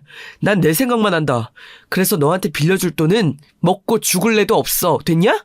이제 알았으면 이만 썩 꺼져! 남편이 이 현실을 믿을 수 없다는 듯 망연자실하게 못 박혀 서 있었고 저는 뜨거운 눈물을 흘리며 그런 남편을 잡아 끌었습니다. 이만 가자는 신호였는데 그걸 어떻게 받아들인 건지 형님께서는 벼랑간 정원에 물을 뿌리는 호스를 집어들더니 수도꼭지를 돌리셨어요. 그러더니 저희 부부를 향해 물을 쏘아대셨지요. 난데없는 물벼락이 쏟아졌습니다. 제발 좀 가라 이 인생의 낙오자들아. 죽이 되든 밥이 되든 그건 스스로 알아서 좀 하고 살아. 저희 부부를 향해 내지르신 그 말씀 비수가 되어서 가슴에 꽂혔습니다. 거의 물줄기를 피해서 도망을 치듯이 그곳을 빠져나왔어요. 멍하게 길을 걸으며 저희 부부는 이미 젖어버린 얼굴을 핑계대고 눈물을 줄줄 흘렸습니다. 무슨 말이 더 필요했을까요? 이보다 더 비참하고 서글플 수는 없었네요. 가난이 죄지. 그래, 가난이 죄야. 내가 당신에게 면목이 없어. 우리 도영이한텐 너무 미안해서 내가 어떻게 해야 할지도 모르겠어. 하늘이 무너져도 솟아날 구멍은 있다고 하잖아. 어떻게든 될 거야. 사채를 쓰든 뭘 하든 우리 자식부터 살리고 보자. 어떻게든 돈을 갚고 나면 또 어떻게든 사라지겠지. 그런데 생각 없이 닥치는 대로 살진 않을 거야, 여보. 나 지금 이 처절한 순간에 대고 맹세할게. 오늘의 이 수모, 나는 죽는 날까지 절대 잊지 않을 거야. 복수를 할 수 있다면 반드시 복수를 할 거야. 그때가 되어서 행여나 나 말릴 생각은 추호도 하지 마. 나 역시 마찬가지야. 결코 오늘을 잊지 않고 이 악물고 살아갈 거야. 당신에게, 우리 도영이에게 한 줌 부끄럽지 않은 남편이자 아빠가 될 수 있도록 나 앞으로 죽도록 노력하면서 살 거야. 돈 앞에서는 사람이 바닥까지 무력해질 수 있다는 걸 이번 일로 깨달았어. 피를 나눈 가족도 이기심 앞에서는 아무것도 아니라는 건 역시도 잘 알았어. 내 가족은 당신하고 도영이, 이렇게 오직 우리 세 식구뿐이야. 나 앞으로 그렇게 알고 살아갈 거야. 남편의 얼굴을 보자 그 이전에는 한 번도 본 적이 없던 차갑고도 경건한 기색이 여려 있었습니다. 그날을 계기로 사람 자체가 달라지는 각오가 선 것이었지요. 제 스스로의 얼굴을 그때 보지 못했으나 남편의 눈동자에 비친 제 모습도 별반 다르지는 않았을 것 같습니다. 곤히 잠든 제 아이의 손을 가만히 잡은 순간 저는 그 어느 때보다도 머릿속이 차가워졌거든요. 제 목숨을 다 바쳐서라도 아이를 살릴 것이고 앞으로 아이를 위해서 죽도록 열심히 살겠다는 굳센 각오가 섰습니다. 저희 부부에게 체면 따위는 없었어요. 제 우라통 터지게 만드는 친정 식구들에게까지 저는 다 연락을 해서 돈을 부탁하였습니다. 한번 짧게 스쳐갔던 인연들, 연락이 닿는다면 무조건 연락을 해서 사정을 말하고 돈을 부탁하였지요. 그리고 이자가 어마어마하게 불어나는 그런 무서운 대출도 당연히 알아봤습니다. 어떻게든 수술비를 충당하려고 혈안이 되었던 그 시기 저는 뜻밖의 연락을 받게 되었어요. 소식이 끊겨서 연락할 방도가 없었던 저와 남편을 처음 만나게 해주었던 20살 나이에 일자리를 찾아 무작정 떠난 곳에서 만났던 그 공장의 고참원이었습니다. 병은 원래 동네방네 소문을 내야 한다는 옛말이 딱 맞네. 내가 간만에 고향 친구들 만나려고 와봤다가 정말 우연히 짧게나마 네 소식을 들었어. 아들 수술비 때문에 아주 오만 곳에 연락을 다 돌렸다면서. 언니, 정말 오랜만이에요. 잘 지내셨어요? 언니가 설마 한국을 벗어나 일본에서 살고 계셨을 줄은 꿈에도 몰랐어요. 설마 제 소식 그렇게 접하시고 제 연락처 받아서 연락하신 거예요? 그 지역에 일본 기업의 공장들도 많았잖아. 기억나? 그래서 내가 어쩌다 보니 일본에서 파견 나온 사람들을 몇 알게 되었었는데 사람 인연이라는 게 희한하게 흘러가더라. 우리나라에 잠깐 나와서 근무했던 일본 사람하고 결혼했어. 그래서 일본에서 쭉 산 거야. 아무튼 파란만장한 내 이야기는 뒤로 하고 급한 네 이야기부터 해결할까? 내가 비상금 관리를 제대로 못하는 허술한 주부라서 큰 돈은 못 빌려줘. 그래도 얼추 500 정도는 맞출 수 있을 것 같아. 이 정도라도 도움이 될까? 500만 원이요? 그럼요, 당연하죠. 엄청 도움이 되죠. 세상에. 언니, 정말 고맙습니다. 너무나도 고맙습니다. 저희 가족의 은인이에요, 언니. 정말 은혜 안 잊을게요. 다른 것도 아니고, 애가 아프다는데 빌려줄 형편이 되는데도 외면하면 그게 어디 사람이야? 내가 가방 끄는 짧아도 기본적인 돈이나 알고 살아. 고참 언니의 너스레에 제가 정말 오래간만에 웃음이 났습니다. 이루 말할 수 없을 정도로 고맙더라고요.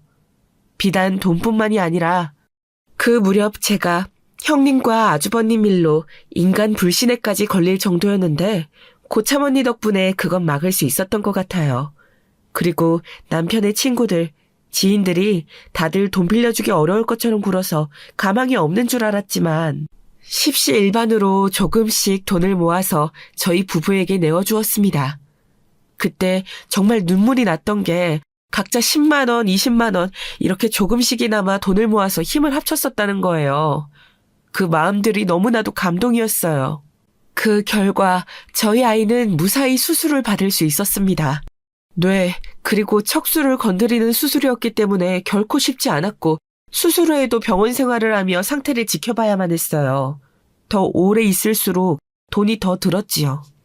그러니 저희 가정에게 내밀어진 온정의 손길들이 더할 나위 없이 고마웠던 것이죠. 인고의 시간이 흐르고 마침내 저희 아이가 퇴원하던 날이었습니다. 이날 재차 다짐했어요. 단 하루도 허비하지 않고 열심히 살기로요. 그냥 사는 게 아니라 똑똑하게, 야무지게, 멋지게 살아보기로요. 무지하고 가난한 것이 죄가 될 수 있는 세상의 이치를 냉혹하게 깨우친 뒤였기 때문에 각오가 남달랐습니다. 그리고 저희 아이 또한 앞으로 공부를 열심히 해서 훌륭한 사람이 되겠다고 저희 부부에게 먼저 그런 말을 자꾸 해오더라고요. 큰 수술을 이겨내고 나니까 저희 아이도 세상이 달라 보였던 모양입니다. 그 후로 저희 부부는 다짐을 지키려고 악착같이 살았어요. 과장을 조금 보태서 안 해본 일이 없었습니다. 평일에는 하루에 6시간 이상 자본 적이 단 하루도 없었죠. 일을 했고 공부를 했어요. 그전까지 저는 재테크라든지 부동산이라든지 이런 것들에 대해 부끄럽지만 사실 개념조차 몰랐습니다. 그런 게 왜 삶에 도움이 되는 건지도 몰랐고요. 하지만 다르게 살기 위해 그런 것들을 배울수록 새로운 세상이 보이더군요. 그리고 마침내 계층을 건너가는 사다리도 보이기 시작했어요. 그게 쉽사리 저희 부부에게 잡혀주진 않았습니다. 마치 허락된 자들에게만 허용이 되어 있다는 것처럼 저희 부부에게는 그것을 건널 기회가 쉽게 주어지지 않았지요. 그러나 포기하지 않았어요. 힘들 때 저희 가정에게 손을 내밀어준 분들의 돈을 다 갚고 나서도 매년 새해가 밝아오면 저희는 그분들에게 감사카드를 손으로 써서 보냈고 경조사가 들려오면 다른 거 다 제쳐두고 그걸 챙겼습니다. 그러자 서서히 변화가 일어났어요. 그분들을 포함한 그분들의 주변에게 저희 가정이 아주 좋게 소문이 나기 시작하더라고요. 저희의 책임감, 됨됨이를 보고서 저희에게 일을 연결해주고 싶어하는 분들도 생겨났습니다. 특히나 저희 부부가 신경 썼던 존재는 바로 고참 언니였는데요. 그 후로 하도 잘 챙겨드렸더니 언제 한 번은 기어이 저희 세 식구를 일본으로 초대해 주었어요. 그 덕분에 저희 셋 난생 처음으로 해외여행을 했습니다. 바로 옆 나라를 보고 온 것인데도 외국을 다녀오니까 생각이라는 게 또 달라지더라고요. 후회 없이 멋진 세상 보면서 살고 싶어졌어요. 이러한 과정들을 거치며 저희는 늘 성장을 해 나갔기에 계층의 사다리를 건너는 것, 그걸 포기할 수 없었던 것이죠. 오래된 구옥 빌라에서 살았던 저희 가정은 어느새 주상복합 아파트에 입주를 하게 되었습니다. 남이 받아온 일감이나 같이 하면서 간단한 수리 일을 했던 남편은 이제 어엿한 수리센터 사장님이 되어 있었고요. 돈이 되는 일을 하기 위해서 새벽같이 동대문 시장에 나가 옷을 떼오고 그걸 각종 거래처에 연결하는 걸 하다가 적성을 찾은 저는 어느새 그 길을 쭉 따라오다가 젊은 엄마들 대상으로 하는 쇼핑몰을 창업하여 운영 중이었습니다. 저는 컴퓨터 기술도 모르고요. 사진도 잘 찍을 줄 몰랐어요. 그런데 열심히 성실히 움직이는 것만은 자신 있었습니다. 이런 저를 보고서 함께 일하겠다는 직원들이 생겼고 각자 자기가 잘하는 걸 하기 시작하면서 어느새 구색을 갖춘 쇼핑몰이 되었어요. 그리고는 끝없는 성공 신화가 이어졌죠. 저희 아이, 우리 도영이는 진통을 겪었던 사춘기를 지나 수험 공부에 매진하는 고등학생이 되어 있었고요. 성적으로는 이미 우리나라에서 손꼽히는 명문대의 안정권으로 갈 수준이었는데 방심하지 않으려고 늘 공부에 열중이었고 미국 대학도 고민 중이었어요. 바로 그런 일상에 어느 날 갑자기 정말 생각지도 못하게 전화 한 통이 날아들었습니다. 여보세요? 네? 누구시라고요? 누구신데 대뜸 저를 동서라고 부르시는 거죠? 설마 형님? 형님이신가요? 그래 동서 나야. 그동안 잘 지냈지? 동서가 운영하는 쇼핑몰 아주 잘 나가더라. 덕분에 동서 근황을 내가 알 수 있었지 뭐야. 연락처도 거기 통해서 어찌저찌 하다 보니까 알게 되었고. 네, 알겠습니다. 별로 안 궁금한 이야기 안 해주셔도 되고요. 그런데 무슨 일이세요? 용건이 있으시니까 이렇게 연락 주신 걸 텐데요. 아우 섭섭해라. 꼭 무슨 용건이 있어야만 연락을 해? 10년이면 강산도 변한다는 세월이잖아. 예전 일 내가 정말 많은 반성을 하면서 지냈고 이제는 많이 변했어. 동서가 알아줬으면 좋겠네. 무슨 일이라도 있으신 거면 들어드릴까 했는데 아니라고 하시니 그럼 이만 끊을게요. 동서! 잠깐만. 그러지 말고 잠깐 내 얘기 좀 들어줘. 아니지. 전화로 하기엔 좀 그런데 우리 만나서 얘기할까? 지난 회포도 좀 풀고. 아니요. 안 그러고 싶어요. 지금 바로 용건 말씀하실 거 아니면 전화 끊고 싶네요. 제가 좀 바쁜 사람이라서요. 그렇지. 동서가 많이 바쁘지? 다름이 아니라 혹시 아는지 모르겠는데 우리가 3년 전에 정말 억울한 사기를 당했어. 그래서 분통 터지게 재산 날리고 친정 부모님 쓰러지시고 그러다가 작년에 스트레스가 쌓였는지 애들 아빠까지 암에 걸려서 수술만 2번 하고 우리 정말 힘들게 지냈다. 그러고 나니까 수중에 돈이 없어. 이제 내년이면 우리 작은 애 대학 가야 하는데 솔직히 대학 등록금도 내기 어려운 판국이야. 큰애는 군대를 늦게 가서 아직 군 복무 중인데 내년이면 나오거든? 근데 큰애도 정말 막막해. 대학을 중퇴를 하는 바람에 여튼 이래저래 힘든 와중에 애들 아빠가 암이 재발했다고 엊그제 병원에서 그런 소리를 들었어. 하늘이 도왔는지 수술을 해볼 만한 상태이긴 한다 그래서 얼른 상황이 급한데 머릿속에 떠오르는 인물이 2사람밖에 없더라. 우리 가족이잖아. 이럴 줄 알았어요. 결국 돈 얘기였군요. 하긴 돈이 아니면 연락하실 일이 없으셨겠죠. 동서! 무슨 말을 그렇게 해. 애들 아빠 동서에겐 하나뿐인 시숙이잖아. 보아하니 지금 사는 형편이 괜찮은 것 같던데 설마 외면할 건 아니지? 예전에 우리 부부는 미성숙해서 실수를 저질렀다지만 2사람은 우리보다 나으니까 그러지 않을 거라고 믿을게. 글쎄요. 저희도 생각보다 그렇게 성숙하진 않아서요. 말씀하시는 것들이 별로 와닿지가 않네요. 어쨌든 저 혼자 결정할 일은 아니니까 의논 좀 해보고 연락드리겠습니다. 그래, 동서. 기다릴게. 지금 상황이 좀 많이 급하니까 오늘이나 내일 중으로 연락 좀 부탁할게. 저는 전화를 끊고 나서 온몸에 소름이 훅 끼쳐왔어요. 정확히 10년이나 지나 있었습니다. 딱 10년 후에 저희 부부와 아주버님 형님의 부부의 위치이며 상황이 뒤바뀌어 있었던 거예요. 그 순간 머릿속에 신은 있다라는 생각부터 들더군요. 이 순간을 위해 지난 세월 쉬지 않고 달려온 것이라는 확신 또한 들었습니다. 그날 저녁 남편과 이 이야기를 나누었어요. 그러자 남편이 눈을 지그시 감고 깊은 상념에 잠긴 듯 한참을 가만히 그렇게 있더군요. 제가 전달한 내용을 속에서 곱씹듯이 말이에요. 이윽고 남편이 눈을 뜨며 말했습니다. 내가 사랑하는 친형, 이미 애저녁에 죽었어. 내 기억 속에 묻혀있고 나는 지금 속으로 우리 형을 애도한 참이야. 지금 아직 살아있고 죽을 수도 있다면서 돈 달라고 하는 그 사람은 우리 형 아니야. 나에게는 이제 형이 없어. 당신 뜻 알아들었어. 내가 조용히 마무리할게. 남편이 진실로 그 속까지 매정할 수 없는 사람임을 저는 알았습니다. 그래서 그냥 저 혼자 마무리를 짓기로 했어요. 남편이 형님이나 아주버님을 상대하다간 훗날 죄책감을 가질 수도 있다고 생각하였거든요. 나쁜 역할을 자초한 저는 엄청나게 찍힌 형님에게 걸려온 부재중 표시를 보며 쓰게 웃었습니다. 그리고 다음 날이 되어서야 다시 걸려온 연락을 받았지요. 동서, 왜 이렇게 연락이 안 돼? 초조해서 죽는 줄 알았잖아. 그래서 어떻게 하기로 했어?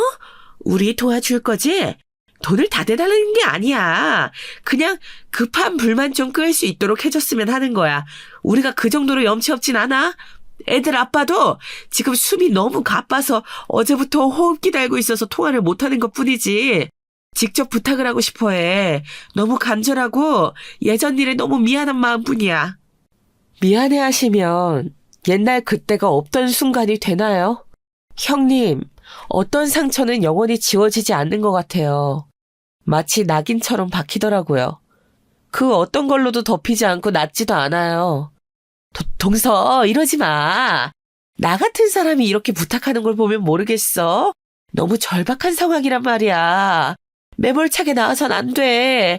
피는 물보다 진하다잖아. 가족끼리 이러지 말자. 상처받은 관계는 결국 회복되기 마련이잖아.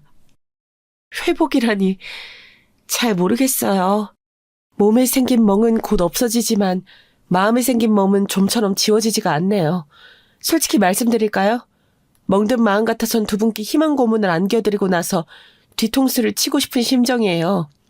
그런데 그건 인간적으로 너무 잔인한 것 같아서요. 처음부터 돈 못 드린다고 딱 잘라 말씀드리는 거예요. 여유도 있는 사람들이 대체 왜 이래?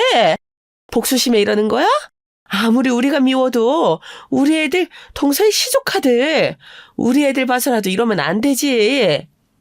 형님도 그때 여유 있으셨잖아요. 그리고 형님 자식들보다 그때 저희 도영이가 훨씬 더 어렸어요. 그거 잊지 마세요. 그런데요, 형님. 지금 제가 문득 궁금해진 건데 저희 부부에게 그렇게나 매몰차게 구실 배짱, 용기 그런 게 다 어디서 나셨던 거예요? 그날 이후로 악몽은 안 꾸셨어요?